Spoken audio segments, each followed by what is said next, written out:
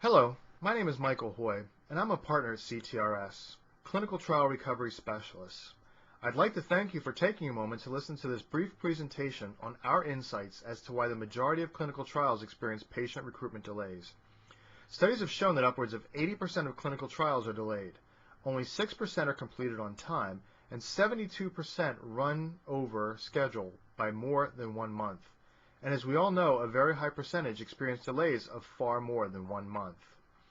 So while trial sponsors do a great job at a number of key tasks, such as getting protocols approved on time, getting regulatory submissions in on time, selecting CROs, and building clinical databases, they still run up against a bottleneck when recruitment falls behind schedule. Almost every time, the problem is due to one or more very common but often overlooked causes. Several of the more common causes for patient recruitment delays that we have found are shown here. First is protocol feasibility. Most study teams do an excellent job of ensuring protocols are written to the highest scientific integrity. Most study teams will send them to key opinion leaders for their advice, several key sites for operational input, and other consultants for review and comments.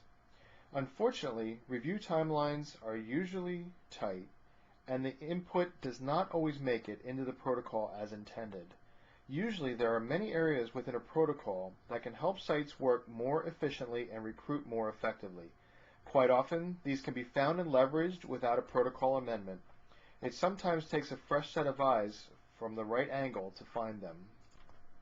Next is patient pool analysis. It is important to make sure that all possible factors are considered when assessing the true size of your patient pool. Quite often, numerous unforeseen factors significantly limit the actual number of patients available for a study. Next is patient profile presentation. It is critical for investigators and coordinators to fully understand the right patient for your study. If the right patients are not properly framed, many qualified patients may pass unrecognized. Next is site selection process. It is critical that all stakeholders on the project participate in all aspects of site selection. Representatives from clinical to operations should have input on site selection questionnaires and discuss each site before final decisions are made.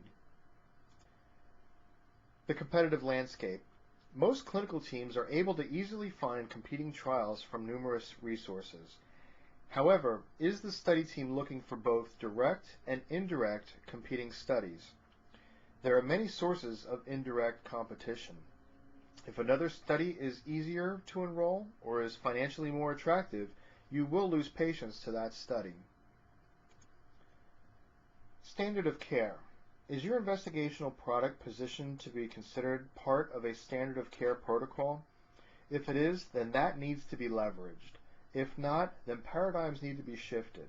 As long as the design allows, a study team must not let their study be considered a patient's last resort. Last is investigator acceptance. Are investigators accepting the science behind the study? Investigator buy-in is critical to the success of a study. Regardless of whether a compound is second or third in a particular mechanism or is groundbreaking, CRAs and in-house staff need the tools and methods to convince investigators that they should be putting their patients in your study. Problems can arise from any one or a few of these issues, and yet without really determining why patient recruitment is slow on their particular project, most sponsors just throw money at the situation by paying more for advertising or adding more sites.